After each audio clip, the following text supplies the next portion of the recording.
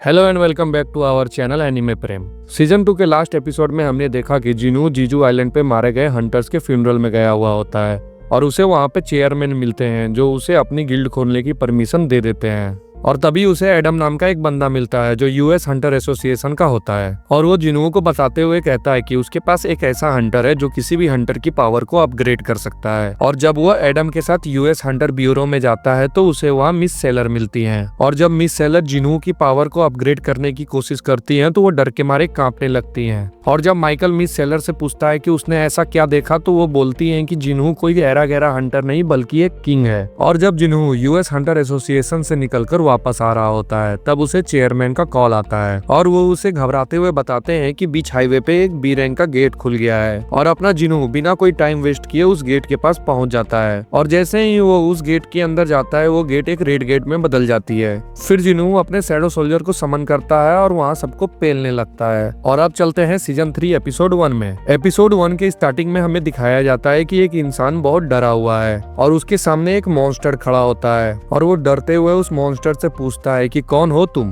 पर मॉन्स्टर उसकी बातों पे ध्यान ना देते हुए अपने में ही कुछ बोल रहा होता है। ये भी वो नहीं है, वो कहीं छुपे हुए हैं, the fragment of brilliant light. फिर वो मॉन्स्टर नोटिस करता है कि उसके पीछे कोई आ गया है और वो उससे पूछता है योगमंड तुम यहाँ क्या कर रहे हो। फिर योगमंड बोलता है कि यहाँ ईस्ट में जो इलाका है उसके बारे में मैं तुम्हें कुछ बताने आया हूँ। तब वो कहता है कि क्या तुम ये कहना चाहते हो कि ईस्ट में जो इलाका है शैडो मोनार्च मुझे वहाँ पे मिलेगा, पर तुमने तो कहा था कि तुम उस एरिया को देख लोगे। इस पे वो बोलता है कि रूलर्स लेगिया को रिलीज करने वाले हैं, फिर मैं उसकी जगह ले लूंगा। तब फ्रोस्ट मोनार्च पूछता है कि शैडो मोनार्च का क्या होगा। तब वो जवाब देते हुए कहता है कि जब तक आर्किटेक्ट अपना काम अच्छे से कर रहा है तब तक कोई परेशानी नहीं होगी। और हाँ, एक और जरूरी बात, ये कंफर्म हो गया है कि ब्रिलियंट लाइट के फ्रेगमेंट का सबसे बड़ा हिस्सा वहीं पर है। जिसपे फ्रोस्ट मोनार्च बोलता है कि दिलचस्प, क्या तुम मुझे यही बताने आए थे। योगमंड पूछता है कि तुम उसका क्या करोगे, जिसपे फ्रोस्ट मोनार्च बोलता है कि अगर तुम मुझे वो दे रहे हो तो क्यों नहीं, मुझे वो जरूर चाहिए, बट उससे पहले लगता है हमें यहाँ बुलाया गया था। तभी एक इंसान धीरे धीरे चलते हुए उनके पास आ जाता है। तभी फ्रोस्ट मोनार्च बोलता है कि इसके पास तो ब्रिलियंट लाइट ऑफ फ्रेगमेंट बिल्कुल नहीं हो सकती और लगता है ये इंसान हमारे रास्ते का रुकावट बनना चाहता है। तब तक वो इंसान उनके पास आ चुका होता है और वो उनसे पूछता है पूरब में छोटा इलाका, क्या तुम कोरिया की बात कर रहे हो। और तभी फ्रोस्ट मोनार्च उससे पूछता है तुम्हें उसमें इतनी दिलचस्पी क्यों है। फिर योगमंड फ्रोस्ट मोनार्च से बोलता है कि मुझे नहीं लगता है तुम्हारे पास इतना टाइम है कि तुम इस इंसान के साथ खेल सको। इतना बोलते ही वो दोनों वहाँ से जाने लगते हैं और जाते जाते फ्रोस्ट मोनार्च उस इंसान को बोलता है तुम्हारे अंदर अगर दम है तो तुम मुझे रोक के दिखाओ। इतना बोलते ही वो इंसान गुस्से में आ जाता है और अपने दोनों डैगर निकाल के फ्रोस्ट मोनार्च पे हमला कर देता है। लेकिन उसके अटैक को फ्रोस्ट मोनार्च बहुत ही आसानी से रोक देता है और उसकी तरफ देख के मुस्कुराने लगता है। इस पे उस इंसान को बहुत ज्यादा गुस्सा आता है। तभी एक बहुत बड़ा धमाका होता है और सीन शिफ्ट हो जाता है और हम देखते हैं कि रेड गेट के अंदर एक मॉन्स्टर जिनू से बोल रहा होता है कि क्या तुम वही हो जिसने मेरे भाइयों को मारा, और सिर्फ इतना ही नहीं तुम तो हमारी लैंग्वेज में भी बात कर सकते हो, लेकिन मैं तुम्हें यहाँ से जिंदा नहीं जाने दूंगा।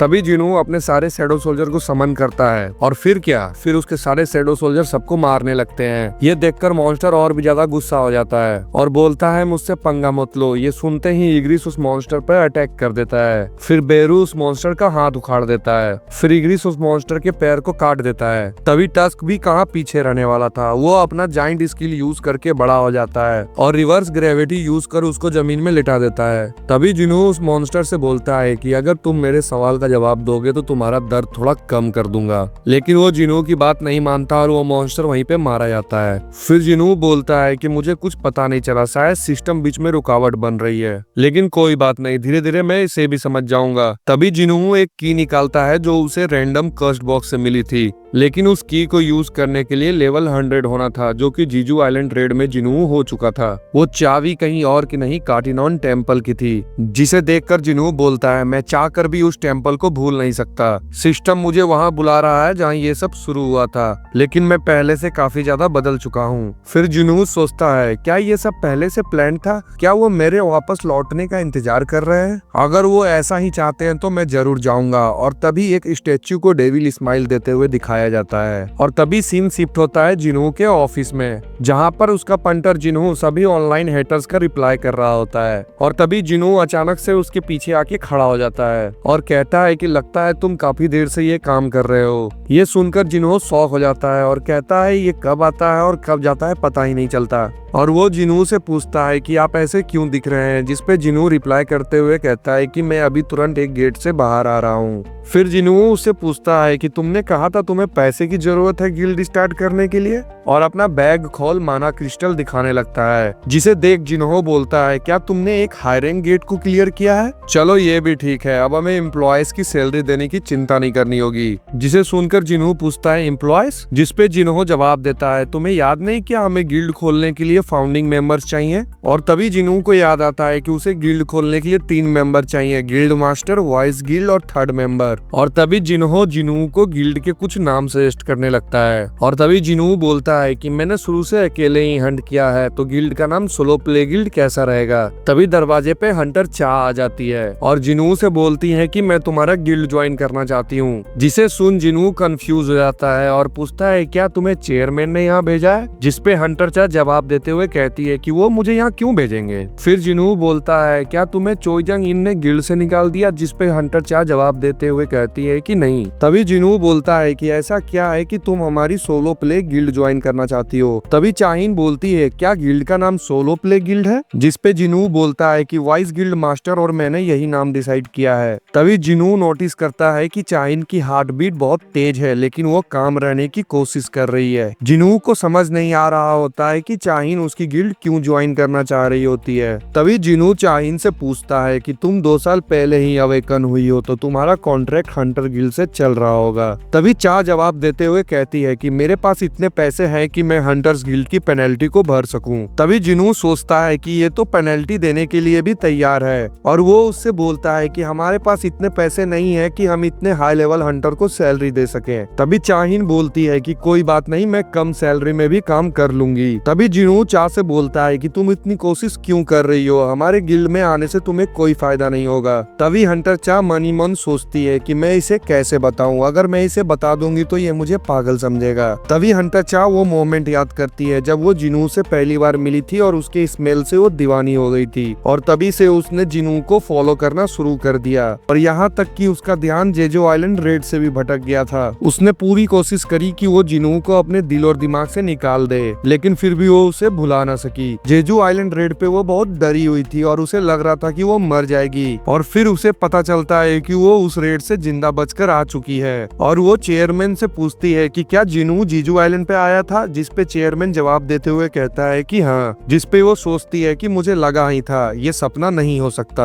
और उसे समझ में नहीं आता कि ये सब बात वो जिनू को कैसे बताए। ये सब सोचते ही हंटर चा का मुंह पूरा लाल हो जाता है और वो अपना मुंह छुपाने लगती है। तभी जिनू सोचता है कि इसके दिमाग में क्या चल रहा है, क्या ये मुझे कुछ बताना चाहती है? और ये कुछ बोल भी नहीं रही, लगता है ये मुझसे कुछ छुपा रही है। फिर जिनू हंटर चा से पूछता है कि क्या तुम मेरी सवाल का जवाब नहीं दोगी? जिसपे हंटर चा बोलती है कि मुझे बस सुकून से रहना है। ये सब सुनकर जिनू शॉक हो जाता है। तभी जिनहो बोलता है कि जरा सोचो ये हंटर गिल्ड से कितना तंग आ चुकी होगी। तभी जिनू सोचता है कि चाहिन लगभग 22 से 23 साल की होगी और उस पे एस रैंक होने का बहुत बर्डन होगा, और साथ ही अभी जेजू आइलैंड पे उसकी हालत बहुत खराब हो गई थी। मैं इसकी सिचुएशन समझ सकता हूँ। लेकिन फिर जिनू बोलता है कि हमारी गिल्ड के लिए एक एंट्रेंस टेस्ट होता है, जिसपे हंटर चा बोलती है कि लेकिन नोटिस में ऐसा तो कुछ नहीं लिखा हुआ है। जिसपे जिनू बोलता है कि ये हमारी नई पॉलिसी है, हो सकता है हमारे वाइस गिल्ड मास्टर से गलती हो गई होगी। जिसे सुन हंटर चा बोलती है कि मुझे टेस्ट में क्या करना होगा? जिसपे जिनू बोलता है कि तुम्हें मेरे एक शैडो सोल्जर को हराना होगा। जिसपे हंटर चा बोलती है कि लगता है तुम मुझे हल्के में ले रहे हो, बताओ कौन से शैडो सोल्जर को हराना है? जिसपे जिनू बोलता है कि मैं तुम्हारे लिए अपने सबसे स्ट्रॉन्ग शैडो सोल्जर को समन करूंगा। जिसपे हंटर चा बोलती है कि मैं तैयार हूँ, बताओ टेस्ट कब है? जिसपे जिनू बोलता है कि टेस्ट अभी होगा, चलो एसोसिएशन के जिम में। तभी जिनू सोचता है कि जिम तो यहाँ से बहुत दूर है, है, चलो मैं ट्राई करता हूँ, क्या पता शैडो एक्सचेंज 2 लोगों पे काम कर जाए। तभी हंटर चा दरवाजे से जा रही होती है और जिनू उसे आवाज देते हुए रोकता है और कहता है वहाँ जाने का एक शॉर्टकट भी है, लेकिन उसके लिए तुम्हें मेरे करीब आना होगा। और वो हंटर चा को अपने बाहों में लेके बोलता है एक्सचेंज, और एक्सचेंज कहते ही ये दोनों एसोसिएशन के जिम में टेलीपोर्ट हो जाते हैं। ये देखकर चाइन शॉक हो जाती है। फिर जिनू सोचता है कि मैं सही था, शैडो एक्सचेंज एक गेट की तरह काम करता है। मेरी लोकेशन एंट्रेंस बन जाती है और शैडो सोल्जर की लोकेशन एग्जिट बन जाती है। वो अलग बात है कि शैडो एक्सचेंज का कूल डाउन टाइम 3 घंटे है, लेकिन इससे मैं दुनिया के किसी कोने में भी जा सकता हूँ। फिर जिनू बोलता है कि चलो शुरू करते हैं, जिसपे हंटर चा बोलती है कि मैं तो अपना वेपन लेके ही नहीं आई हूँ। जिसपे जिनू उसे तंग करने के लिए बोलता है अच्छा वो पिकेक्स का नाम सुनकर हंटर चा एम्बैरेस हो जाती है और बोलती है वो मेरा वेपन नहीं है। जिसपे जिनू बोलता है कि मैं तो मजाक कर रहा था। जिसपे हंटर चा बोलती है कि ऐसा मजाक मत करो। तभी चाहिन बोलती है कि स्टोरेज में मुझे एक अच्छा वेपन मिल जाएगा और वो अपना हंटर कार्ड यूज करके स्टोरेज खोलती है, जहाँ पर बहुत सारे वेपन्स रखे हुए थे। उसमें से हंटर चा अपने लिए एक तलवार चूज करके बोलती है कि मैं तैयार हूँ। जिसपे जिनू बोलता है कि क्या तुम्हें कोई प्रॉब्लम नहीं होगा, ये तुम्हारा रेगुलर वेपन नहीं है। जिसपे चाहिन बोलती है कि वेपन से कोई फर्क नहीं पड़ता, क्योंकि मॉन्स्टर तो किसी भी वेपन से मारा जा सकता है। तभी जिनू इग्रिस को समन करता है और बोलता है कि ये मेरे शैडो सोल्जर्स में सबसे स्ट्रॉन्ग है। तभी चाहिन बोलती है कि मैच कैसे खत्म होगा। जिसपे जिनू बोलता है या तो तुम मेरे शैडो सोल्जर को हरा दोगी या ये तुम्हें हरा देगा, तब मैच खत्म हो जाएगा। तभी जिनू हंटर चा से पूछता है कि क्या शुरू करें। जिसपे हंटर चा बोलती है कि मैं तैयार हूँ। तभी जिनू चाहिन को दूसरी तरफ मुड़ने के लिए कहता है और चाहिन अपना मुंह दूसरी तरफ कर लेती है। फिर जिनू अपनी सबसे बेहतरीन तलवार इग्रिस को दे देता है। तभी चाहिन और इग्रिस दोनों मैच के लिए तैयार हो जाते हैं और फिर उन दोनों के बीच में मैच स्टार्ट हो जाता है। और जैसे ही इग्रिस उस तलवार को घुमाता है तो उसमें से बिजली निकलती है और हंटर चा आराम से उसे डॉज कर लेती है।